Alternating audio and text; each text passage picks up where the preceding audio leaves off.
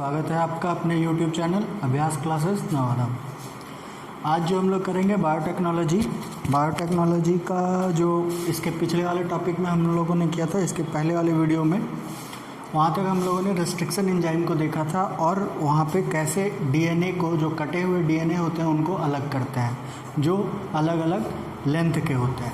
इस वीडियो में हम लोग देखेंगे कि वो जो वेक्टर चाहिए या जो वाहक चाहिए उस फॉरेन डीएनए को यानी बाहरी डीएनए को या ऐच्छिक डीएनए को होस्ट ऑर्गेनिज्म में पहुंचाने वाले या होस्ट सेल में पहुंचाने वाले जो वाहक होंगे उनको हम लोग क्लोनिंग वेक्टर कहेंगे, यानी जिनके साथ जीन क्लोन होगा। इसके पहले वाले में भी हम लोगों ने देखा था, तो वहाँ पे हम किया था कि यहाँ पे जो डीएनए रिकॉम्बिनेंट टेक्नोलॉजी है, यानी जो डीएनए का रिकॉम्बिनेशन होता है यानी पुनर्संयोजी डीएनए का निर्माण होता है, उसके साथ साथ ही हम लोग क्या करते हैं, तो उस जेनेटिक इंजीनियरिंग में जीन क्लोनिंग होता है, यानी एक जीन से बहुत सारे जीनों को निर्मित किया जाता है। तो उसको होने के लिए एक वाहक का ज़रूरत होता है, संवाहक का, जो उस पुनर्संयोजी डीएनए को एक होस्ट सेल यानी पोषक कोशिका के अंदर लेकर जाए।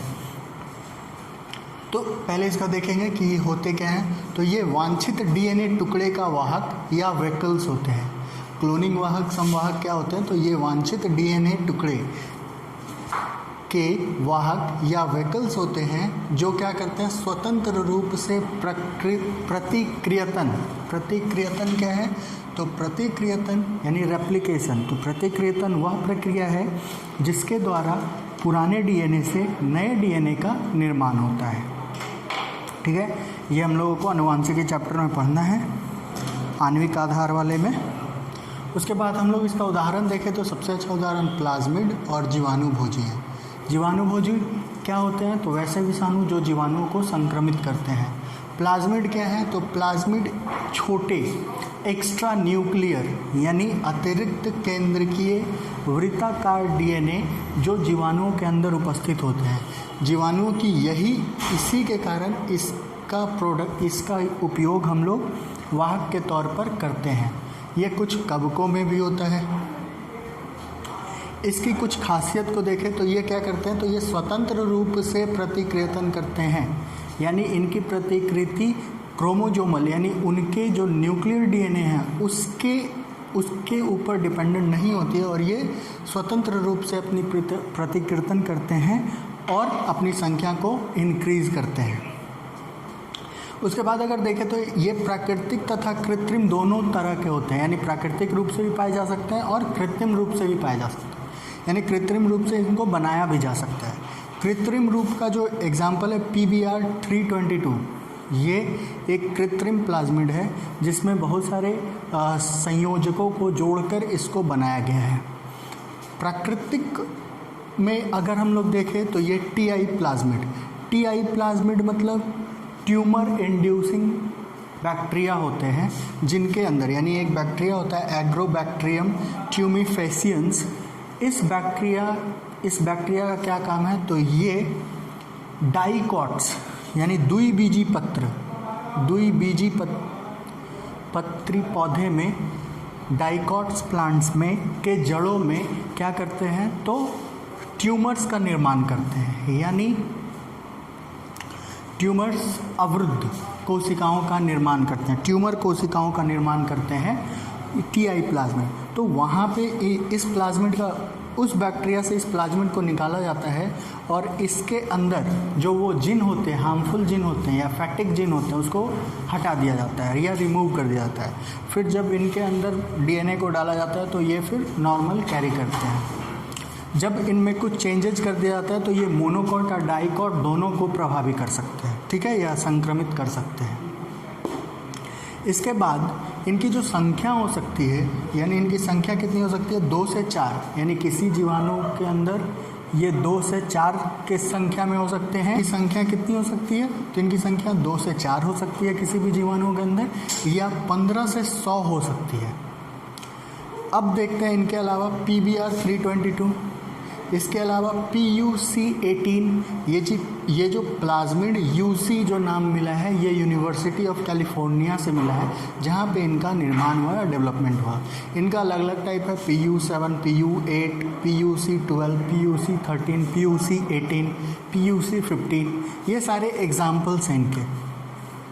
अब देखो प्लाज्मिड का ये तो कैरियर का हो गया, जीवाणुभोजी भी वही होते हैं, यानी कि इनकी संख्या अत्यधिक होती है और इनसे हम जितना, यानी ये देखो इनकी सबसे, यहाँ पे अगर हम देखना चाहें तो यहाँ पे देखो ये प्लाज्मिड जो है, जब बैक्टीरिया में इनकी संख्या बढ़ेगी, इनकी संख्या निरंतर बढ़ेगी, जो कि क्या हो सकता है 15 से 100 हो सकता है। तो अगर हमें ज़्यादा मात्रा में अगर चाहिए तो वो पुनर्संयोजी डीएनए को जब इसके साथ जोड़ दिया जाए, तो जब इनकी संख्या बढ़ेगी तो हमारे पुनर्संयोजी डीएनए की भी संख्या बढ़ेगी और हमें वांछित गुणों वाला जो जीन है उनकी भी संख्या बढ़ेगी। तो इसके कारण, प्लाज्मिड के कारण क्या होता है, इनकी संख्या बढ़ती है। इसलिए हम लोग प्लाज्मिड और जीवाणुभोजी इनकी संख्या अत्यधिक तेज़ी से बढ़ती है और इनकी संख्या अत्यधिक होती है, इसके लिए हम लोग इसको संवाहक के तौर पर यूज करते हैं। अब देखो इनमें कितना बेस पेयर होता है, यानी डीएनए में जो नाइट्रोजनी क्षार होते हैं वो टोटल 2700 के लगभग लंबे होते हैं। 2700 बेस पेयर के ये लंबे होते हैं। यहाँ से क्वेश्चन पूछ सकता है कि ये जो PBR आर्टिफिशियल PBR 322 क्या है, तो ये आर्टिफिशियल प्लाज्मिड है। यहाँ पे उसमें बेस पेयर, यानी बेस पेयर की लंबाई कितनी होती है, तो ये 2700 होती है, ये हमें याद रखना है। इसके बाद अगर हम लोग देखते हैं तो यहाँ पे कुछ विशेषताएं होती हैं, जिस विशेषताएं को हम लोगों को देखना है कि क्लोनिंग वेक्टर होने के लिए क्या क्या विशेषताएं होनी चाहिए। तो पहला है ORI, origin of replication. Origin of replication में अगर देखें, यानी प्रतिकृतन में देखें, तो प्रतिकृतन यूकैरियोट्स और प्रोकैरियोट्स दोनों में होता है। प्रोकैरियोट्स में ये दोनों बाई डायरेक्शनल हो सकता है, यूकैरियोट्स में यूनिडायरेक्शनल होता है और स्पेसिफिक पॉइंट पे होता है। तो अगर ORI यानी वह स्थान, यानी डीएनए का वह स्थान जहाँ से प्रतिकृतन शुरू होता है, यानी वह बिंदु जहाँ से प्रतिकृतन की शुरुआत होती है, उस बिंदु को हम लोग क्या बोलते हैं, ओरिजिन ऑफ रेप्लिकेशन। और ये हर क्लोनिंग वेक्टर में होनी चाहिए ताकि वहाँ से प्रतिकृतन हो सके और उनकी संख्या में वृद्धि हो सके।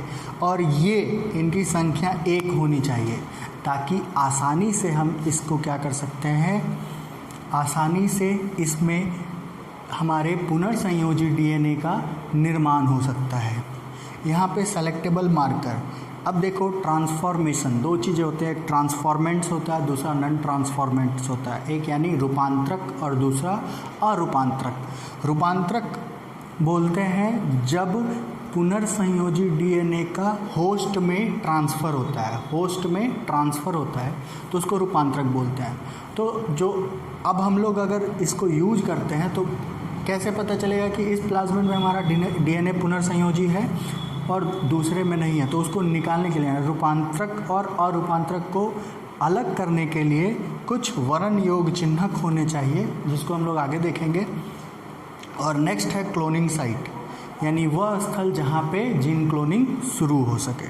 ठीक है, अभी एक एक करके हम लोग देखते हैं प्रतिकृतन की उत्पत्ति। तो प्रतिकृतन की उत्पत्ति इसके पहले हम लोग देखे थे अभी कि क्या है, तो वह अनुक्रम जहाँ से प्रतिकृति शुरू होती है, यानी अनुक्रमों का वह समूह या वो अनुक्रम जहाँ से प्रतिकृति यानी पुराने डीएनए से नए डीएनए का निर्माण होना शुरू होता है, उस अनुक्रम को हम बोलते हैं प्रतिकृतन की उत्पत्ति, यानी उस बिंदु को हम लोग कहते हैं प्रतिकृतन की उत्पत्ति बिंदु।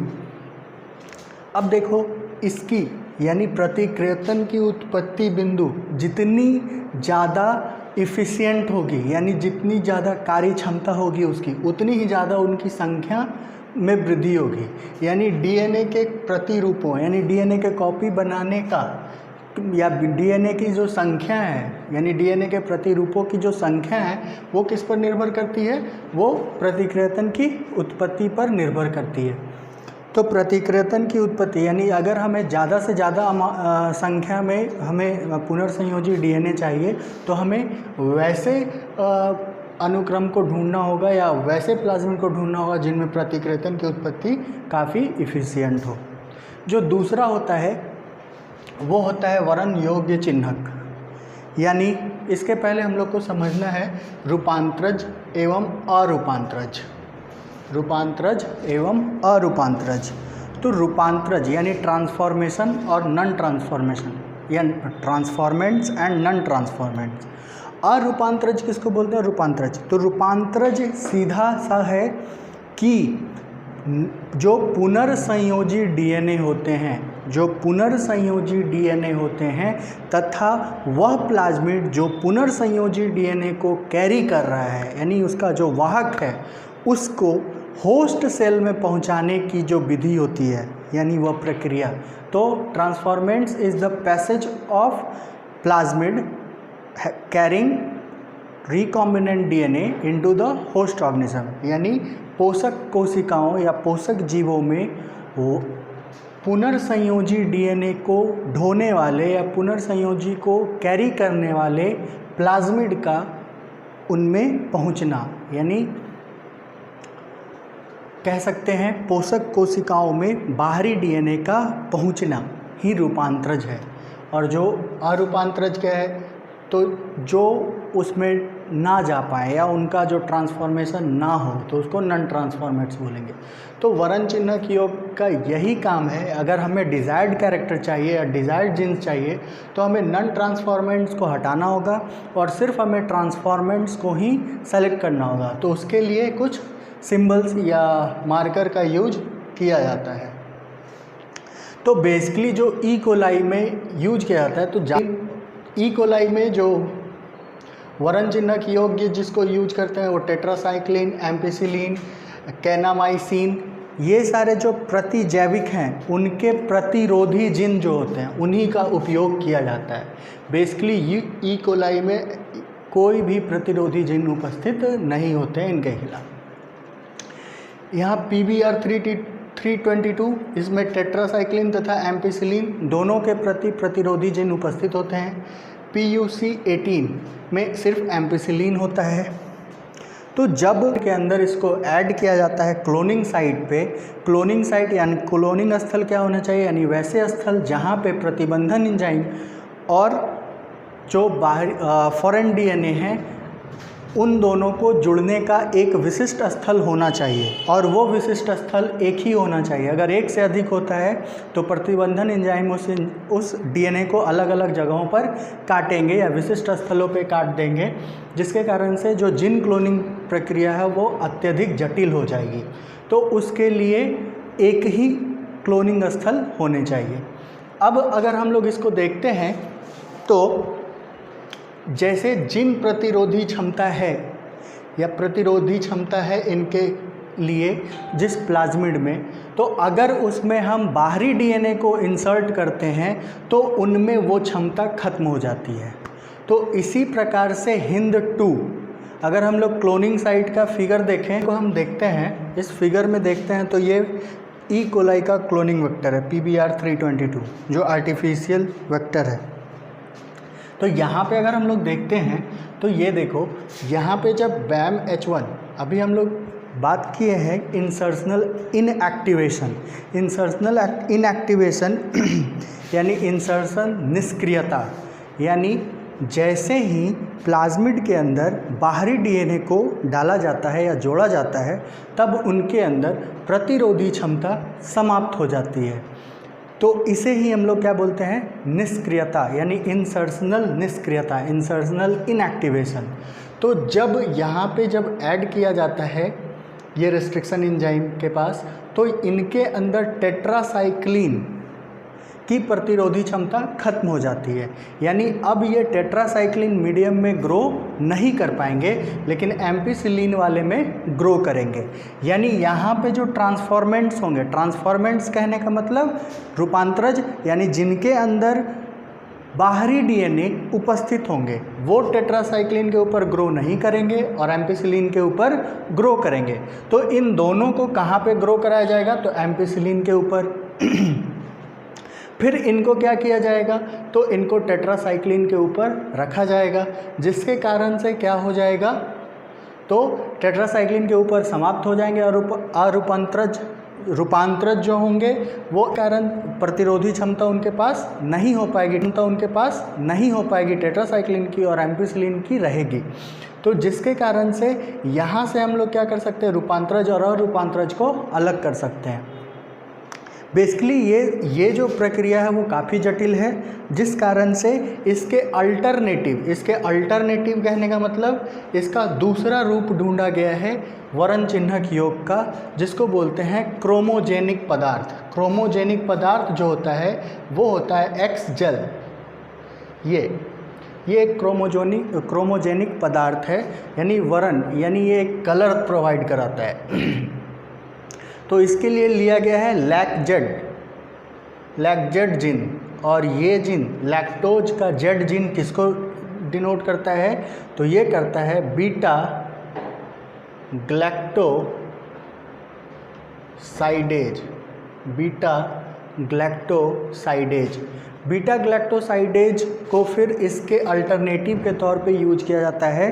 टेट्रासाइक्लिन, एम्पिसिलिन, ये सब के अल्टरनेटिव के तौर पे बीटा ग्लैक्टोसाइडेज को यूज किया गया है। जब बीटा ग्लैक्टोसाइडेज में ट्रांसफॉर्मेंट्स होते हैं,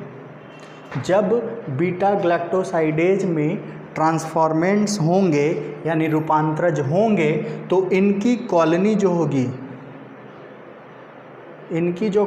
होगी वो वाइट कलर की होगी। और जब रूपांतरज नहीं होंगे तो इनकी कॉलोनी ब्लू कलर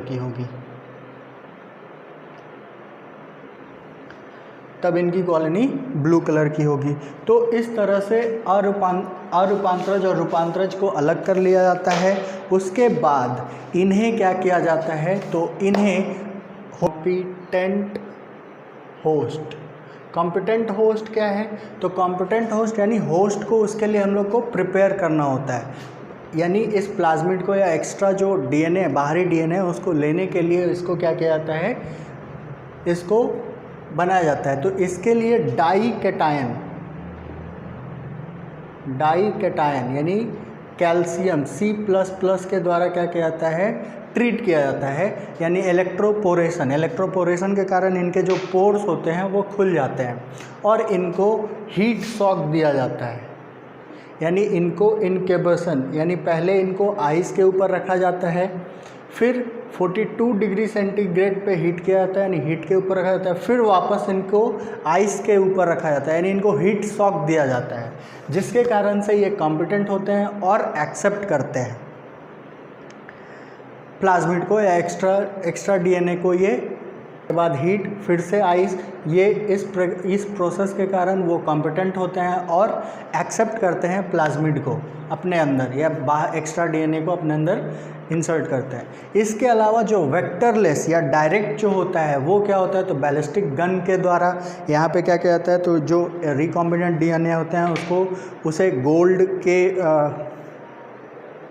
बॉल या बुलेट की तरह बनाकर उसे डायरेक्टली इंजेक्ट कर दिया जाता है, या फिर डायरेक्ट न्यूक्लियस में इंजेक्ट किया जाता है इंजेक्शन के द्वारा, या फिर इलेक्ट्रोपोरेशन यानी इलेक्ट्रिसिटी शॉक के द्वारा उनके पोर्स को खोल दिया जाता है और उनके अंदर इनका ट्रांसफ़र किया जाता है।